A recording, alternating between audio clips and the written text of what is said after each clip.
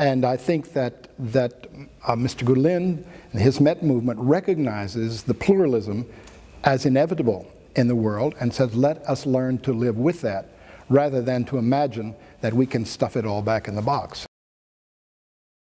I have a very positive view of Mr. Gulen. I know that he's controversial in some places in Turkey.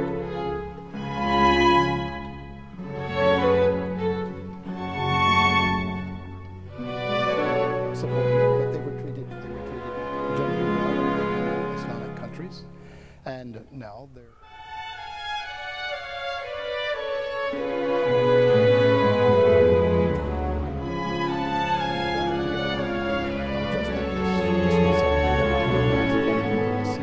that the students there were excelling.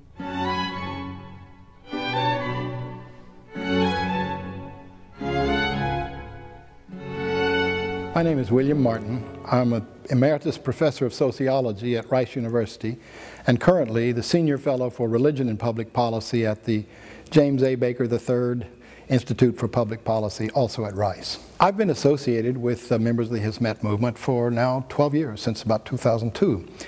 And as I've gotten to know individuals, particularly here in Houston, we have developed, I think, some real friendships and gone to their homes during Ramadan. We've shared a number of meals at lunchtime at other situations.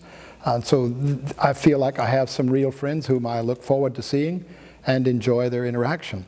Talking with people who will talk about the number of scholarships they have paid for, bursaries that they have paid for students, and to see people of very modest means and find out that they are supporting 25 or 50 or 100 students to go to the schools there. I'm just overwhelmed by the generosity of them, and also the kindness that I feel in response. So the idea that these are Muslims who are trying to do evil to you is incomprehensible to me. So I would say in that my experience has been one of great warmth and appreciation, and I value it. I think I have grown intellectually from that, and also grown personally, and my heart is larger and fuller for that experience. It seems to me that the Hizmet movement represents a very healthy alternative to many forms of, or many expressions of Islam that we see around the world, in which people are acting on the basis of what they believe to be authentic Islam. And a lot of that has very negative and destructive outcomes. And it seems to me that the Hizmet movement, as I have seen it, is much more modern. It's much more involved, particularly with education, which as an educator strikes me as very positive, and also with trying to interact with non-Muslims in Houston and elsewhere in a straightforward and healthy way. I have read some of Mr. Gulen's writings, but not a great many of them, as a matter of fact. Much of my impressions and knowledge of Mr. Gulen has come through members of Hizmet, his people who are attracted by his teachings and inspired by them.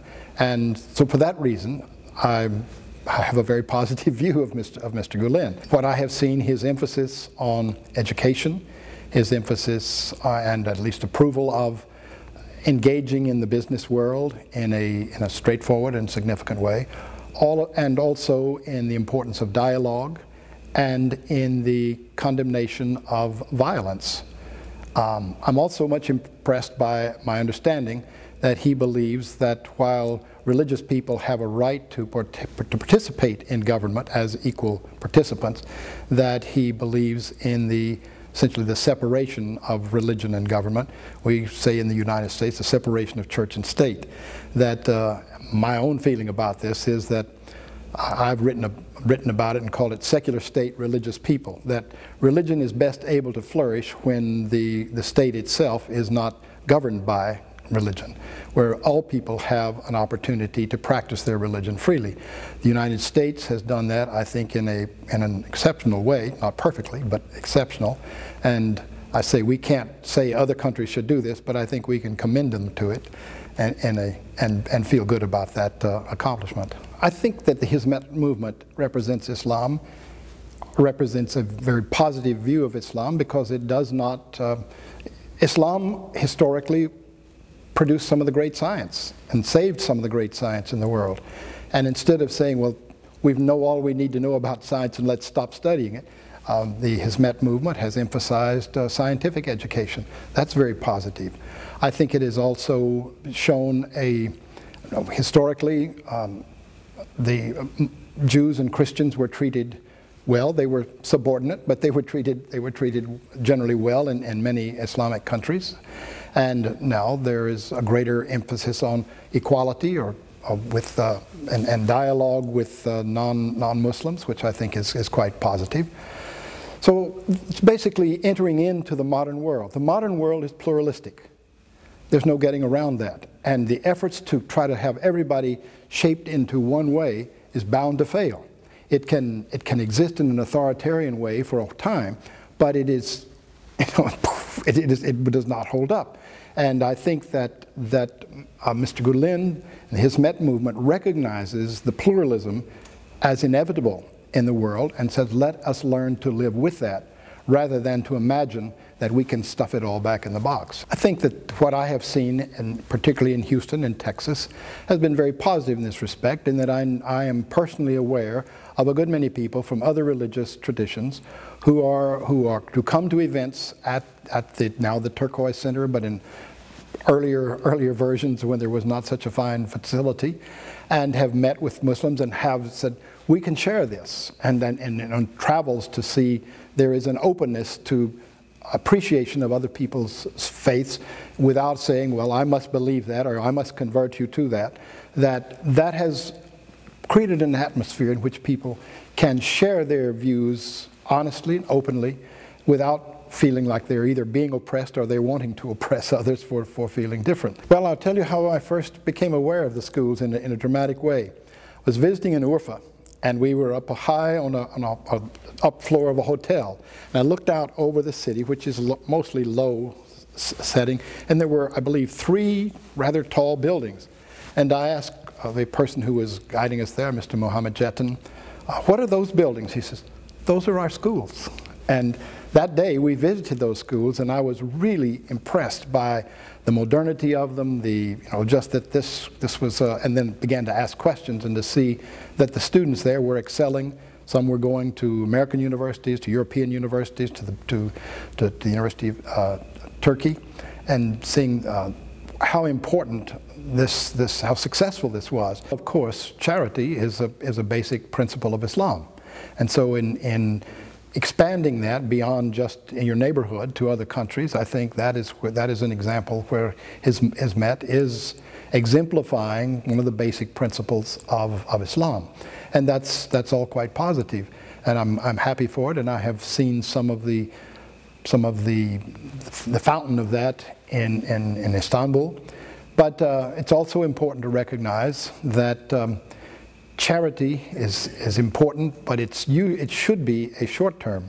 thing, and so it's more important to work for changes that can make charity less necessary. So you educate people so that they will not need charity. Here we say it's a good thing to work in soup kitchens, but it's better to work for situations and so people don't need the soup kitchens. I think opening schools is one of the most positive things that the Hizmet movement does, of those that I am aware of. That does not rule out the need for charity.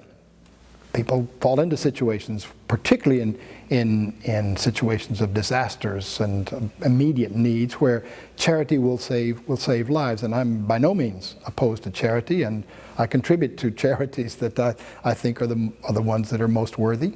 But I'll just make the point that the long-term effects of the Hizmet movement are much more likely to come through education and through spreading through business activities and banking and things of that sort, to facilitate the rise of economic independence in a number of places is more beneficial than charity, without thinking that charity is not a good thing. Many people are frightened by things different from themselves. And one of the secrets of religious fundamentalism and also political fundamentalism is to stay within your shell. just don't interact with anybody else, because some people we know have interacted with other people and they've changed their minds. They have changed in different kinds of ways. And so say that as long as you keep your blinders on, you'll be just fine. When you open yourself up to someone else, there's always the possibility that you will not convert them and that you may be changed somewhat in the process. And that can be very frightening to people.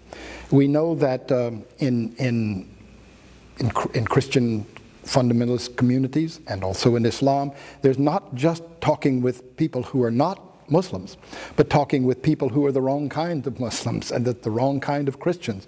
And I've studied Christian fundamentalism a good bit, and there were Christian groups who would not associate not just with this group, but with anybody that associated with this group. So they was just, try to remain pure, just to draw a circle around and shut other people out. That can be one aspect of it. I think, from what I know about Turkey, and not being an expert or claiming to be an expert there, you can also have a dimension that for members of Hizmet to be interacting with people who are not Muslims may seem to people who are in power and have been in power for a long time as a way to gain greater acceptance in the world and to gain influence and power in Turkey. And that can be not simply for religious reasons or even for secular reasons, but just can be a threat to people's position. And that could be one aspect. He is someone who will speak out when he feels that something is not right, and that takes a lot of courage. I must say that my experiences in terms of the Hizmet movement, it is going back to the idea that Islam is a way of life. It's lived. And as a consequence, you set an example.